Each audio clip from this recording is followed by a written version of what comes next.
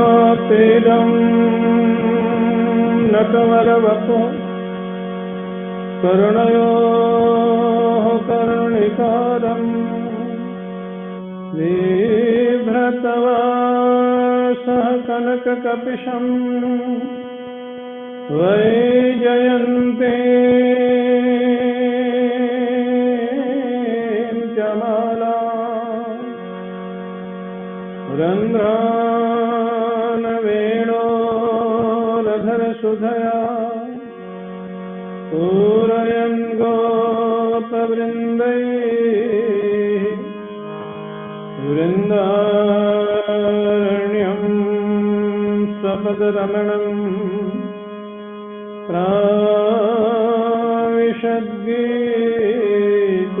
प्राविशद्गीतकीर्तिः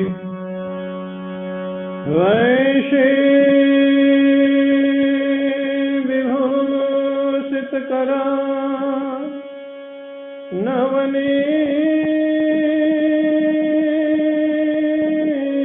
नवनीरदाभा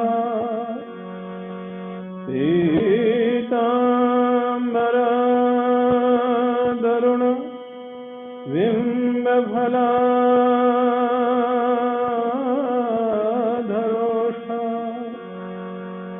पूर्णेन्दुसुन्दरमुखात् अरविन्दनेत्रा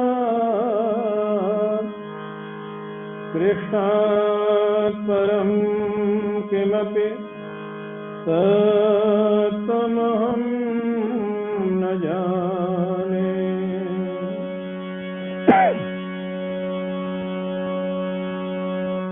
श्री राधा मेरी स्वामिनी, श्री राधा मेरी स्वामिनी, मैं राधे को दास जन्म जन्म महि दीजियो। श्री वृंदावन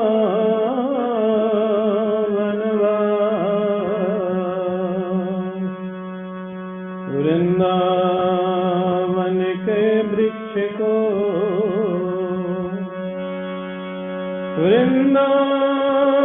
वृंदावन के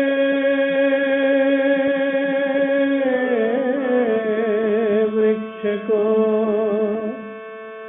मरम न जाने को।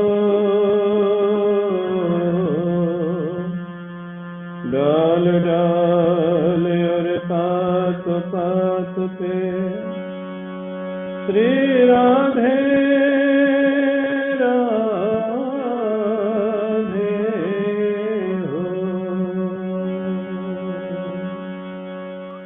परम पूज्य प्रातः स्मरणीय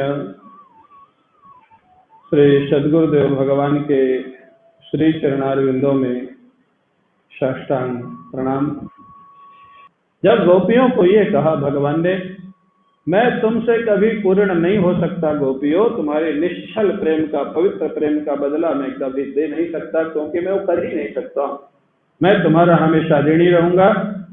अब गोपियों का थोड़ा बहुत जो बचा हुआ था प्रणय रोष, वो समाप्त हो गया, विह्वल हो गई, आंखों से प्रेम के आंसू बहने लगे। ठाकुर तुम्हारा इतना प्रेम हमारे साथ, हमारे प्रति, लेकिन अभी प्रश्न तो वहीं का वहीं बना हुआ है। भगवान ने कहा कौन सा प्रश्न? बोले अभी जो हमने पूछा था, अगर इतना आप हमसे प्रेम करते हैं, इतना स्नेह रखते हैं, तो आप हमको छोड़ के छिप क्यों गए? प्रश्न तो वहीं का वहीं बना हुआ है। इसका भी भगवान कृष्ण ने इतना सुंदर जवाब दिया। भगवान कृष्ण कहते हैं गोपियों, जैसे प्रत्येक माता पिता अपने बच्चे का यश करना चाहता है, नाम करना चाहता है, प्रत्येक गुरु अपने शिष्य को आगे बढ़ता हुआ देखना चाहता है, नाम करना चाहता है, ऐसे गोपियों, मैं भी अपने भक्तों का यश बढ़ता हुआ देखना चाहता हूँ। मैं दुनिया को दिखाना चाहता था मैं कैसा भी व्यवहार करूं, लेकिन गोपियों का प्रेम इतना निश्चल है कि वो कभी मेरे ऊपर आक्षेप लगाने वाली नहीं है। वो हमेशा मेरी होकर के रही है और मेरी ही रहेंगी। फिर गोपियों ने कहा, ये तो आपके हमारी महिमा गान हो गया, आपके छिपने का उद्देश्य बोले तुम्हारी महिमा को बढ़ाना। बोले लेकिन हम तो नहीं चाहते कि आप हमारी महिमा को बढ़ाएं, हम तो आपकी महिमा को बढ़ाना चाहते। यही प्रेम था।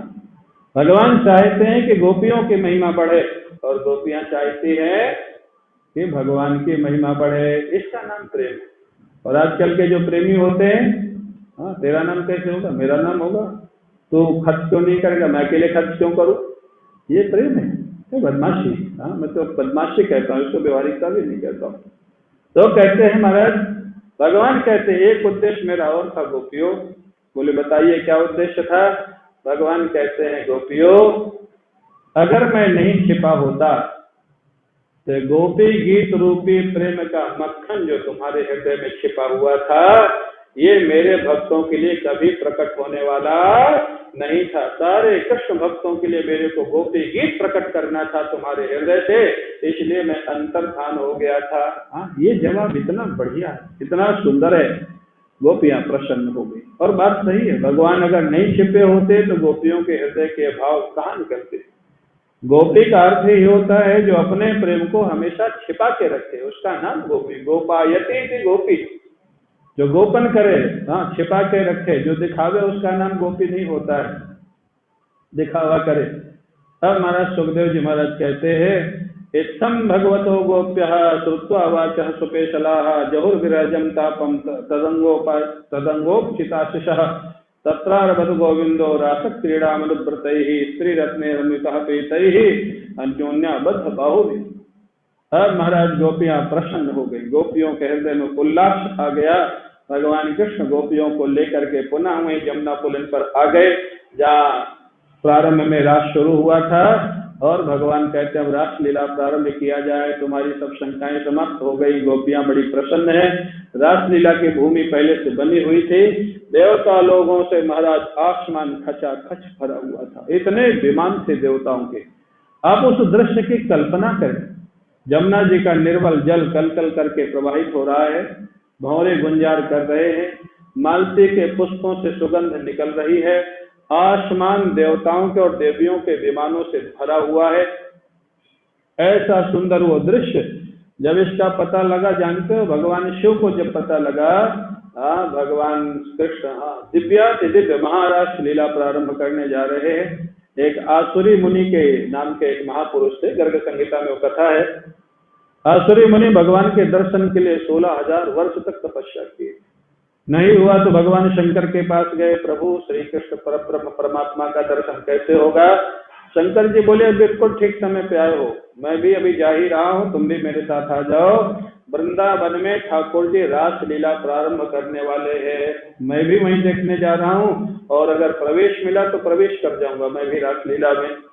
आसुरी मुनि को लेकर के गए महाराज। भगवान शंकर बोले बाबा वहां पर बड़ा कड़ा पहरा गोपियों का, बड़ा कड़ा पहरा गोपियों का, किसी को महाराज अंदर जाना अलाउड नहीं है। ये ऐसी दिव्य लीला है ना, वृंदावन में जो विशेष संत जब महाराज की कथा करते थे, उसमें पहले से निश्चित हो जाता था कि कौन कौन लोग रहेंगे और किन किन लोगों को नहीं आना। जिन लोगों के जीवन में कृष्ण प्रेम नहीं होता था, उनको महाराज की कथा में बैठना अलाउड नहीं था, उनको मना था।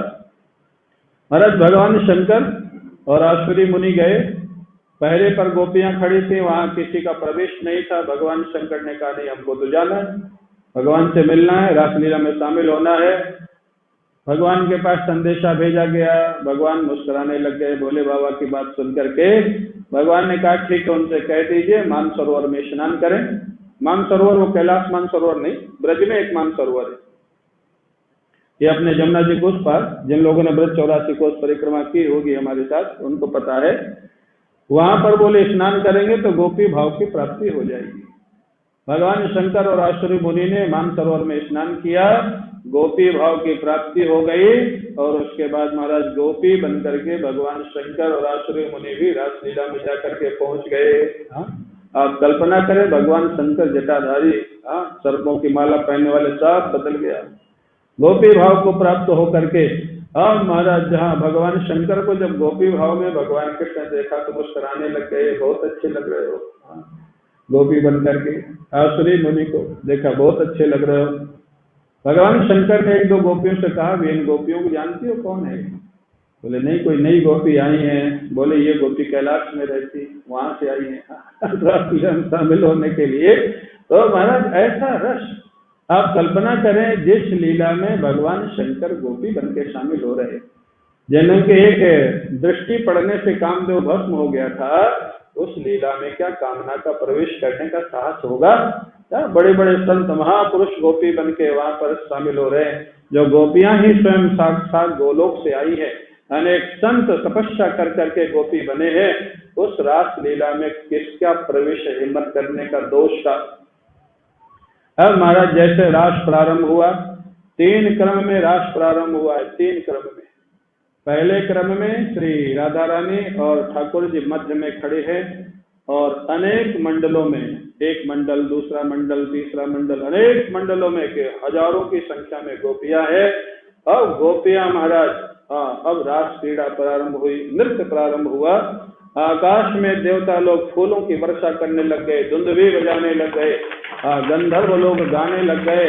अब महाराज ताता थेई ताता थेई ताता थेई ताता थेई ताता थेई, जो महाराज मृदंग बजी, जो महाराज वो वातावरण जमुना जी के किनारे का वो सुंदर। और यही समय था जैसा वातावरण अभी है ना, जब ये समय हो जाता है तो हमको तो लगता है कि जबलपुर का साकेत धाम नहीं है, हम लोग जमुना किनारे ही बैठे हुए हैं। हाँ, ऐसा लगता है, ऐसा यहाँ का वातावरण बन जाता है। मौसम भी वैसा है, वृक्षावली भी वैसे ही है, पुष्प भी वैसे ही है, हल्की हल्की लाइटें तारा गणों जैसे दिखाई देती है। हाँ, ऐसा सुंदर दृश्य, ऐसी सुंदर भावना। अब महाराज कहते मध्य में ठाकुर जी और राधा रानी और चारों तरफ मंडलाकार गोपियां, नृत्य प्रारंभ हुआ। काफी देर तक नृत्य होता रहा। आकाश में देवता, चंद्रमा ने महाराज चलना बंद कर दिया। चंद्रवंश में ठाकुर जी है, इतना आनंदित कि उसने चलना ही बंद कर दिया, रात देखने के लिए रुक गया। पूर्ण चंद्र है और चंद्रमा रुका है तो रात्रि खत्म ही नहीं होना। 6 महीने की रात्रि हुई इस रास लीला की जो रात्रि है, और 6 महीने की रात्रि थी। अब महाराज कहते हैं पादम न्यासे भुज विदुत भी सस्मित भ्रू विलासे ही। गोपियां महाराज ऐसे लगता है कि जैसे उन्होंने सीखा था। पादन न्यास, एक साथ उनका पादन न्यास होता है, हस्त चालन होता है।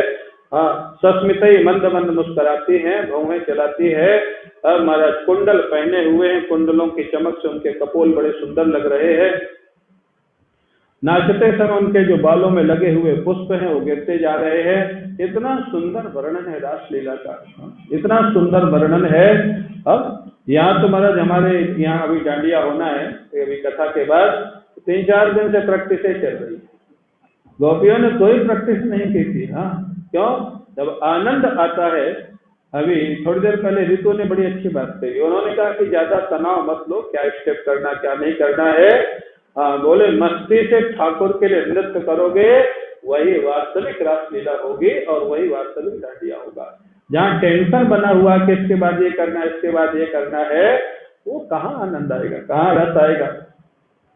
तो अभिप्राय कहते हमारा जो गोपियों ने क्या कोई क्लासिक सीखा था, क्या कोई नृत्य सीखा था, लेकिन बोले इतना आनंद है, इतना आनंद है कि क्रम से उनका पादन्यास हो रहा है, पाद विन्यास हो रहा है, हस्त चालन हो रहा है, कुंडल उनके इधर उधर घूम रहे हैं। अब महाराज गायन का स्तम तदित इव, कैसे लग रहे हैं गोपियां? बोले महाराज जैसे मध्य में श्याम सुंदर खड़े, चारों तरफ बिजली के जैसे गोपियां घूम रही है। काफी देर तक वो नृत्य होता रहा, काफी देर तक गोपियां नृत्य करती रही, हजारों की संख्या में गोपियां। फिर गोपियों के मन में क्या आया? गोपियों के मन में आया आनंद तो बहुत आ रहा है। सामने श्री ठाकुर जी विराजमान है, राधा रानी विराजमान है, और मध्य में नृत्य कर रहे हैं, चारों तरफ गोपियां नृत्य कर रही है। लेकिन गोपियों के मन में हाँ ये तो भक्ति है, इसका कोई अंत नहीं है, प्रतिक्षणम वर्धमानम प्रेम का स्वरूप है। गोपियों के मन में आया अगर श्री कृष्ण जैसे श्री किशोरी जी के साथ खड़े हैं ऐसे हमारे साथ खड़े होते तब कितना रस आता, कितना आनंद आता। भगवान कृष्ण भी बड़े नटखट हैं, धीरे धीरे प्यास बढ़ाते रहते। भगवान कृष्ण क्या किए, एक क्रम तो ये हुआ कि मध्य में श्री राधा कृष्ण, चारों तरफ गोपियां। दूसरे क्रम में भगवान ने क्या किया, दो दो गोपियों के मध्य में एक एक श्री कृष्ण प्रकट हो गए। तासाम मध्य द्वयोर द्वयो, दो गोपी एक कृष्ण, दो गोपी एक कृष्ण, दो गोपी एक कृष्ण, ऐसे प्रकट हो गए।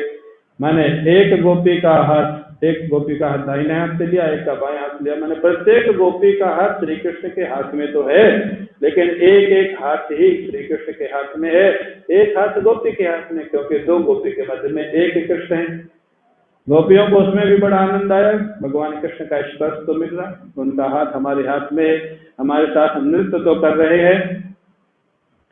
अब भगवान शंकर सोचते हैं कि जो बड़े बड़े बाबा लोग, महात्मा लोग तपस्या करते हैं किस लिए, एक क्षण के लिए ठाकुर के चरणों का दर्शन हो जाए, एक क्षण के लिए भगवान के श्रीमुख का दर्शन हो जाए। वही ठाकुर जिन गोपियों का हाथ पकड़ के नृत्य कर रहे हैं, इन गोपियों की साधना पर तो महात्माओं की साधना न्यौछावर हो सकती है। कितनी बड़ी साधना हो गया, ताली बजाओ, इतना मत डूबो, भूल जाते हैं आप लोग, इतना डूब जाते हैं ना। और अच्छा है, डूब के ही सुनना चाहिए। कहते हैं बड़े बड़े संत महात्मा जो हमारा दाढ़ी बाल रखा करके पूरा जीवन लगा देते हैं, किस लिए, एक बार ठाकुर की झलक मिल जाए।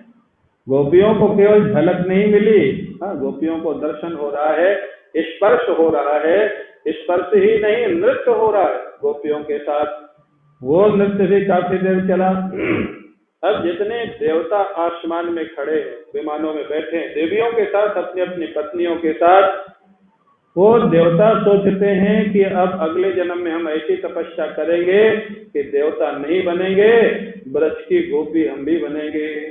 ब्रज की गोपी बनने में जो आनंद है वो देवता बनने में आनंद नहीं है, ब्रज की गोपी बनेंगे सारे के मन में। लेकिन अब तो समय नहीं है, निकल गया। भगवान शंकर को तो प्रवेश मिल गया किसी तरह, बाकी देवताओं को, देवियों को चाह करके भी प्रवेश मिलने वाला नहीं है। मना है महाराज। अब वो राजक्रम भी बहुत देर तक चला, दो दो गोपियों के मध्य में एक एक कृष्ण नृत्य कर रहे।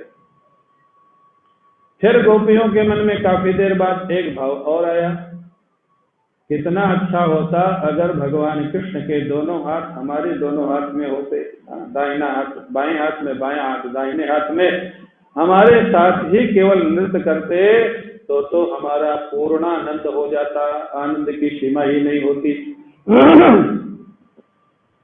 भगवान कृष्ण से कहा नहीं, संकल्प किया, मन में सोचा, और जहां गोपियों ने सोचा रास बिहारी भगवान आज इतने प्रसन्न है गोपियों के लिए, गोपियों के लिए जब गोपियों ने उनके लिए जीवन लगा दिया तो ठाकुर भी उनके लिए जीवन पूरा देने के लिए तैयार है। रास बिहारी भगवान ने क्या किया जानते हो, जितने 1000 गोपियां थी उतने 1000 ठाकुर जी प्रकट हो गए। बोले रास बिहारी